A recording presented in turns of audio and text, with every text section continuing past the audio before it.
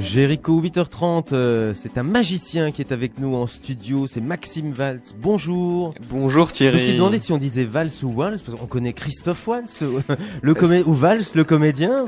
À la française ou à l'anglaise, mais c'est vrai qu'on m'a déjà fait Waltz et ça change, mais sinon c'est Valls comme la danse, c'est facile à retenir. Ah bah voilà, donc on va faire un pas de deux avec vous Maxime ce matin dans le 7-9. Des infos, des jeux, des chroniques, des invités. Le 7-9, 7h-9h, avec Thierry Georges. On se débute carême. Aujourd'hui, notre invité est un magicien avec nous, Maxime Valls. Voilà, nous avons réglé le problème de la prononciation du nom, donc Valls comme la valse. Tout à Maxime, fait. et vous allez valser sur la scène de la MCL les 23 et 24 février prochains. C'est en soirée le 23 février à 20h30, le 24 février à 17h. Oui. Vous êtes très jeune, vous avez 22 ans. Tout à fait. Et c'est déjà alors, le titre de votre spectacle. Avant, j'étais magicien. Vous êtes quoi alors aujourd'hui ? Je suis humoriste magicien. C'est un spectacle d'humour et de magie, un one-man show différent, où la magie est intégrée dans des sketchs avec des histoires, des personnages, des mises en scène. Et les tours ont chacun un sens, et puis ce n'est pas la magie que pour la magie. Voilà, il y a autre chose, des émotions, une histoire. J'essaie de partager quelque chose avec le public. Voilà, ça veut dire qu'il y a plein de disciplines qui vous intéressent, en plus de la magie, Tout de à la fait. prestidigitation, donc la danse, le théâtre. Vous avez étudié, vous avez appris tout ça, vous aviez plein d'envie finalement. Et très jeune, puisque vous êtes très jeune à 22 ans, Oui. déjà sur scène, Je vous avez suis- commencé tout cela encore plus jeune. Je suis assez touche à tout. Ça fait effectivement 4-5 ans que je fais du théâtre et de la danse. D'ailleurs, je valse véritablement C'est sur ça. la scène. Bravo. Voilà. Et donc, je suis assez touche à tout et je crois au mélange des disciplines qui fait une certaine richesse pour un spectacle complet, comme je les aime. Et votre intérêt pour... Alors on dit magie, on dit prestidigitation, Oh, que magie, dites-vous, ce sera petite plus illusion. simple à prononcer. Magie, ce sera très bien. Magie, tout simplement. Magie. Oui. Votre intérêt pour la magie, donc, depuis, que vous Depuis, étiez tout enfant, vous étiez enfant, je hein, devais avoir tout 8 petit. ans, oui, 8 ans, Tout jeune. quand j'ai regardé le plus grand cabaret du monde, puisqu'à l'époque c'était plutôt le cirque qui m'intéressait, et puis du coup, comme tous les enfants, j'ai acheté une boîte de magie, et une plus grande, et une plus grande, et une plus grande, et puis ça n'a jamais arrêté. Donc vous avez appris tout seul, vous êtes autodidacte. Il y a des cours d'ailleurs, si on souhaite se former, Non, comment il fait-on? n'y a pas vraiment d'école, il y a éventuellement des stages pour des professionnels, mais quand on apprend, c'est surtout, on achète justement des boîtes de magie, après des tours, des DVD, des livres qui expliquent un peu. Et après, c'est un apprentissage un peu ancestral, on va dire, du maître à l'élève, un apprentissage concret avec une personne en live. Mais il n'y a pas vraiment d'école, comme il y a des écoles de cirque, par Voilà. exemple. Dans les écoles de cirque, on n'apprend pas la magie. C'est très très rare. Très, Pourtant, très rare. c'est une discipline qu'on retrouve dans les spectacles Bah et au oui, cirque en particulier. Oui, mais pour l'instant, il y a vraiment très peu d'écoles. Ça reste assez fermé, on va dire. Et vous avez votre maître à vous, Maxime? Un maître précisément non, mais j'ai plusieurs personnes, on va dire, qui m'inspirent ou qui m'aident dans mon travail. Mais qui vous ont aidé, auprès desquels vous avez pris conseil? Tout à fait, oui. Notamment, je pense à Thierry Shannon, qui est vice-président de la Fédération française des artistes prestidigitateurs et qui m'a aidé à la mise en scène de mon ancien spectacle avec qui j'avais Parce que travaillé. voilà, il y a déjà eu un spectacle avant. Hein. Oui, tout à fait. C'est Ouais. pas le premier spectacle, mais c'est le plus gros, le plus important, on va dire, pour l'instant. Quelle est la part de magie alors dans ce spectacle? Par rapport à l'humour, je dirais 50-50 en fait. J'ai essayé d'avoir un équilibre équilibré, on va dire, entre magie et humour. Alors vous nous racontez quoi dans ce spectacle? Avant, j'étais magicien. Oui, alors c'est un spectacle qui traite de tous les paradoxes, on va dire universels de notre existence. Dans l'émission qu'il y avait juste avant, vous parliez un moment de relations humaines. Le spectacle est assez basé là-dessus, sur nous-mêmes en tant qu'hommes dans notre vie. J'y parle de la télé-réalité, de ce qui fait que nous sommes ce que nous sommes par rapport aux idées reçues, aux clichés, etc. Puisqu'il y a un tour qui est basé sur le test de Rorschach, avec les taches d'encre, où j'y incarne un psychologue qui fait une conférence, parce que justement, tous les tours sont intégrés dans des sketchs avec des personnages. Et voilà, je parle aussi des passions, des gens qui ont des passions un peu bizarres, dont on peut se moquer. Je pose la question, est-ce que notre intelligence se situe-t-elle dans notre propre passion ou plutôt dans notre faculté d'accepter celle des autres? Et à travers cette question, il y a tout un tour qui est construit dans un sketch avec un personnage, encore une fois. C'est compliqué à la fois d'être dans son sketch, dans son histoire et dans la partie humour du spectacle, et en plus avec ses mains de devoir réaliser des Effectivement, tours, ça fait de choses en même temps. Ça hein. fait parfois beaucoup de choses. Oui, voire de danser. Voilà, ça fait beaucoup de choses, mais on y arrive quand même. Et puis c'est ce qui me plaît, c'est ce qui m'intéresse pour l'instant, ce style-là. Je cherche, j'essaye, je me cherche aussi, puisque justement je suis encore jeune, donc j'essaye un peu ce style différent. Mais pour l'instant, je suis un chercheur et j'espère me trouver un jour. Ouais, ceci dit, ça va bien ensemble, humour et magie. Oui, tout à fait. La magie peut apporter cette petite notion d'impossibilité qui peut parfois amener encore d'autres émotions, d'autres sensations, en plus de l'humour, pour faire passer d'autres choses. Les magiciens en général ont de l'humour. C'est une question Oui, c'est une question. Les magiciens ont-ils de l'humour? Ça dépend. Ça dépend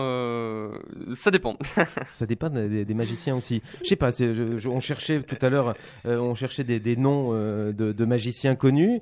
Je sais pas si David Copperfield a de l'humour. Bon, Garcimore en avait. Alors on est vraiment à deux extrêmes. C'est pas le même genre d'humour, mais il en avait effectivement. Il y a des magiciens qui ont de l'humour, c'est de plus en plus à la mode, on va dire. Mais j'essaie d'amener autre chose par rapport à l'humour. On n'est pas dans un humour, on va dire, de gag bête et méchant. Je ramène pas des gens sur scène pour me moquer d'eux, comme c'est parfois le cas. J'essaie d'avoir un humour parfois un peu plus, entre guillemets, mélancolique, c'est-à-dire où il y a d'autres choses derrière, où on peut à la fois rire et à la fois être touché par ce qui se passe. Et il y a une espèce de double lecture, sur le spectacle qui m'intéresse. Alors la magie, ça va du close-up, ce sont ces tours qui sont faits pour un public restreint, oui, qui est à quelques centimètres de vous, oui, jusqu'à la grande illusion. Tout vous intéresse dans tout cela? Tout m'intéresse, mais je suis, on va dire, entre les deux. J'ai pas de grande illusion, comme c'est un spectacle de scène, c'est pas vraiment du close-up non plus, c'est un peu entre les deux. Mais c'est vraiment la scène qui m'intéresse le plus, parce que le close-up par rapport aux conditions dont ça se déroule, près des gens, etc., on peut pas vraiment installer toute une ambiance, il n'y a pas ce travail justement de mise en scène, on peut pas jouer sur les éclairages, enfin tout ce qui fait d'un spectacle un vrai spectacle. Qu'est-ce qui est plus bluffant selon vous, la grande illusion ou le close-up? Quand le magicien est à quelques centimètres, on se dit on va bien comprendre, on va bien voir, oui. Et on ne voit pas. C'est deux émotions d'impossibilité entre guillemets différentes, je dirais. Donc c'est vraiment le close-up a l'avantage effectivement d'être très proche. Et ça peut être parfois plus troublant, mais c'est une affaire de goût après.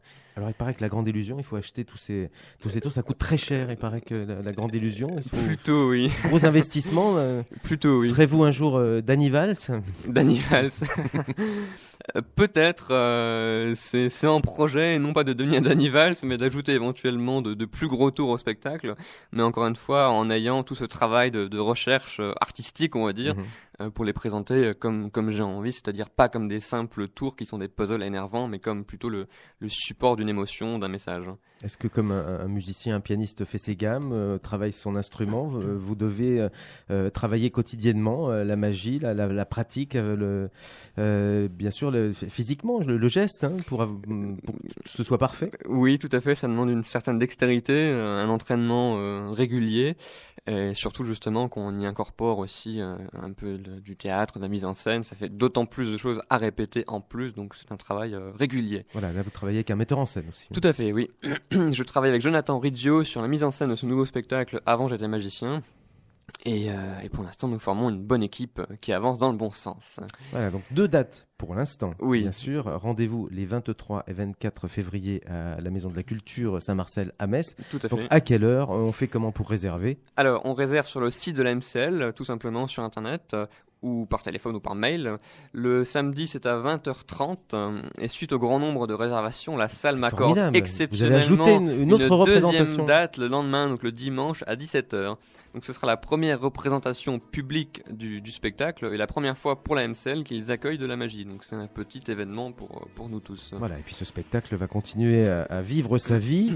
Donc on va vous retrouver sans doute sur d'autres salles de la région. Et d'ailleurs, bien sûr, Maxime. Oui, tout à fait. Puisque l'intérêt de tout ce projet, de ce spectacle, c'est justement de montrer que la magie peut avoir sa place dans un réseau culturel, théâtral, intégrer des vraies salles publiques où pour l'instant elle n'a que très peu sa place. Donc je milite, on va dire, dans ce sens-là. Donc Maxime Valls, magicien militant en plus. Magicien militant et qui fait de la valse.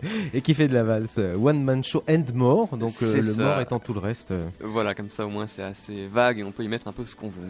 Voilà, vous restez avec nous bien entendu. Oui. Nous allons accueillir, apparition de Nizar.